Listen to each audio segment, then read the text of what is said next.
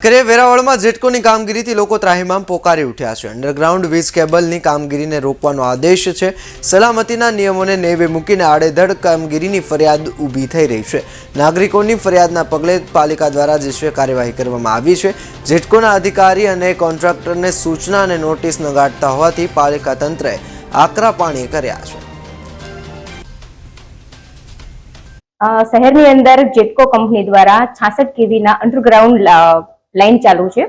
અત્યારે તાજેતરમાં જે રીતે કામ થઈ રહ્યું છે એને લીધે લોકોને ઘણી હાલાકી થાય છે, કેમ કે મુખ્ય માર્ગો ઉપર પણ ખોદાણ કરેલું છે અને પૂરતી સાવધાની માટેની પણ કોઈ વ્યવસ્થા નથી કરી।